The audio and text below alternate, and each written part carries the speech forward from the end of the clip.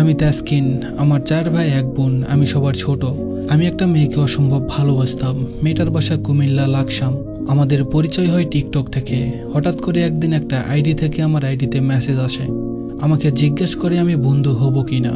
আমি তখন না করে দিই, কারণ আমি কখনোই চাই না আমার কোনো মেয়ে বন্ধু হোক। আমার 3টা ছেলে বন্ধু আছে, যাদেরকে আমি আমার নিজের চেয়েও বেশি ভালোবাসি। তারপরেও মেয়েটা প্রতিদিন আমার আইডিতে মেসেজ দিয়ে বারবার বলতো, তাই আমি আমার বন্ধুকে সবকিছু বলি। পরে আমার বন্ধু বলে, এতদিন ধরে যখন মেয়েটা বলছে একবার বন্ধু হয়ে দেখ মেয়েটা কেমন।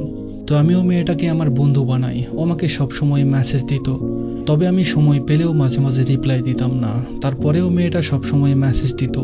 তার কিছুদিন পর মেয়েটা আমার ইমো নাম্বার চাই, আমিও দিয়ে দিই। পরে মেয়েটা আমাকে ইমোতে নক দেয়। মেয়েটা দেখতে অনেক সুন্দর ছিল, আমার অনেক ভালো লেগে যায় মেয়েটাকে। তারপরে আমি নিজে থেকে ওকে সবসময় মেসেজ দিতাম। কিছুদিন পর ও আমাকে বলে, আপনাকে একটা কথা বলি, কিছু মনে করবেন না। আমার আপনাকে অনেক ভালো লাগে, আমি আপনাকে অনেক ভালোবেসে ফেলেছি। আমি তখন মেয়েটাকে সরাসরি না করে দেই, কারণ মেয়েটার বাসা অনেক দূরে। তখনও বলে, আচ্ছা আপনি যখন আমার ভালোবাসা বুঝলেন না, তখন আমি আর আপনাকে বিরক্ত করব না। এই কথা বলেও আমাকে সব জায়গা থেকে ব্লক করে দেয়। তখন আমার মনটা অনেক খারাপ হয়ে যায়। এভাবেই কিছুদিন চলে যায়, ওর সাথে আর কথা হয় না আমার। অনেক খারাপ লাগে ওর জন্য। ওর সাথে কথা বলার জন্য মনটা ছটফট করতে থাকে। তাই আমি অন্য একটা টিকটক আইডি দিয়ে ওকে মেসেজ দিই আর বলি, আমিও আপনাকে অনেক ভালোবাসি, আপনি প্লিজ আমার সাথে কথা বলেন।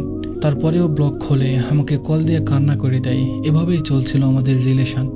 মাঝে মাঝে অনেক ঝামেলা হতো, ও বারবার মাপ চাইতো, আমি শুধু রাগ করে থাকতাম। হঠাৎ করে আমার পরিবার থেকে আমাকে বলে আমাকে নাকি বিদেশে পাঠিয়ে দিবে, কিন্তু আমি না করে দেই। আমি ওকে বললাম যে আমার পরিবার আমাকে বিদেশে পাঠিয়ে দিতে যাচ্ছে। ও বলল, তোমার দেশের বাইরে যেতে হবে না, তুমি দেশেই থাকো। আমি বললাম আমার পরিবার অনেক চাপ দিচ্ছে যাওয়ার জন্যে। পরে ও বলে, তাহলে আর কি করার, তুমি যাও। আমি ওকে বললাম, তুমি কি আমাকে ছাড়া থাকতে পারবে? বলল, জানি না, পরিবার যদি বিয়ে দিয়ে দেয় তো আমার কিছু করার নেই। এই কথাটা শুনে খুব খারাপ লেগেছিল আমার। তারপর আমি ওকে বললাম, চলো আমরা বিয়ে করে ফেলি। ও বলল, তাহলে তোমার পরিবারকে জানাও। তখন আমি আমার আম্মুকে এসে বলি যে আমি একটা মেয়েকে ভালোবাসি, যদি তোমরা ওই মেয়ের সাথে আমার বিয়ে দাও তাহলে আমি বিদেশে যাব। পরে বলে যে ঠিক আছে, তুই আগে বিদেশে যা, কয়েক মাস থেকে আয়, তারপর মেয়েকে বিয়ে করিস। তখন আমি আমার পরিবারকে বলি যে আমি যাওয়ার 6 মাস পরে ওকে আমাদের বাসায় নিয়ে আসতে হবে কাবিন করে। এটা শুনে আমার পরিবারও রাজি হয়ে যায়। তাই আমিও কিছুদিনের মধ্যে চলে আসি। সারাদিন ডিউটি শেষে সময় বের করে আমি ওর সাথে কথা বলতাম। কিন্তু কিছুদিন পর ওর আইডিতে একটা স্টোরি দেখি, একটা ছেলের সাথে বাইকে ঘুরতে গেছে। আমি দেখা মাত্রই ওকে জিজ্ঞেস করলাম ছেলেটা কে। ও বলল ওর নাকি ফুফাতো ভাই। আমার কেমন জানি লাগলো, ওর কথা আমার বিশ্বাস হয়নি। তারপর আমি ওর ভাইয়ের কাছে কল দিলাম। কল দিয়ে বললাম ছেলেটা কে। উনি বলল চিনি না। তারপরেও আমি ওকে কিছু বলিনি। ওকে হারিয়ে ফেলার ভয়ে আমি আমার পরিবারকে সবকিছু বললাম, ওদের বাসায় বিয়ের প্রস্তাব পাঠাতে। তখন মাত্র আমার 3 মাস হলো প্রবাসে আসছি। আমার পরিবার বলে, তুই যে বলেছিলি 6 মাস পর বিয়ে করবি। আমি বললাম ওর পরিবার থেকে ওকে বিয়ের জন্য চাপ দিচ্ছে। পরে আমার আম্মু বলে, ওর আব্বুর নাম্বার দে, তাহলে আমরা কথা বলবো। আমি ওকে কল দিয়ে বলি, তোমার আব্বুর নাম্বার দাও, আমাদের বিয়ের ব্যাপারে কথা বলবে আমার পরিবার। তখনও আমাকে বলে, তোমার আম্মুকে আমার নাম্বারটাই দাও, আমি আগে কথা বলি তোমার আম্মুর সাথে। আমিও আম্মুকে নাম্বারটা দিলাম। আম্মু যখন ওকে কল দিল, ও কল রিসিভ করে বলল, আব্বুকে কল দিয়ে কি কি বলবেন সবকিছু আমাকেই বলেন। আমার আম্মু বলে যে তোমার কাছে কেন বলবো, তুমি তোমার আব্বুর নাম্বার দাও, আমি তোমার আব্বুর সাথে কথা বলবো।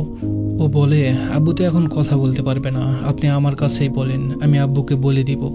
আমার আব্বুকে আমি যা বলবো আমার আব্বু তাই করবে। পরে আমার আম্মু বলে যে তোমার বিয়ের কথা তোমার কাছে বলে কি হবে, তোমার আব্বুকে দাও। এই নিয়ে আমার আম্মুর সাথে ওর অনেক কথা কাটাকাটি হয়। তখন আম্মু কল কেটে দেয়। কল কেটে দিয়ে আমাকে কল দিয়ে বলে, কার সাথে রিলেশন করিস যে তোর আম্মুর সাথে ভালো করে কথাও বলে না।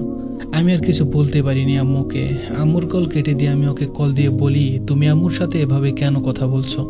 ও বলে, তো আবার কিভাবে কথা বলবো? তখন আমি বললাম, আচ্ছা ওই দিন যে ওই ছেলের সাথে ঘুরতে গেছো, ওই ছেলে তো তোমার ভাইয়া না, তাহলে কে ওটা? তখনও আমাকে যেটা বলল, ওই কথাটা শোনার জন্য আমি মোটেও প্রস্তুত ছিলাম না। ও বলল, ওই ছেলের সাথে 1 মাস ধরে রিলেশনে আছি। কথাটা শোনা মাত্রই আমার ভেতরটা যেন ফেটে যাচ্ছিল। আমি ওকে বললাম, তাহলে আমার সাথে কি? ও আমাকে বলে, এখন আর তোমার সাথে আমার কিছুই নেই, আর আমি কিছুদিনের মধ্যেই তোমার সাথে ব্রেকআপ করে ফেলতাম।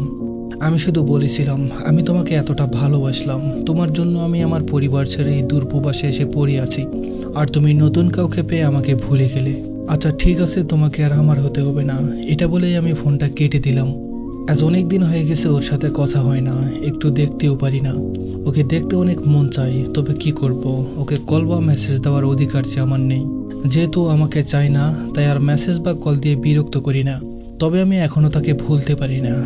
অবশেষে একটা কথাই বলি, যার কাছে আসো তাকে কখনো ঠকায়ও না। সবসময় হাসি খুশি থাকবা আর নিজের পরিবারের যত্ন নিবা।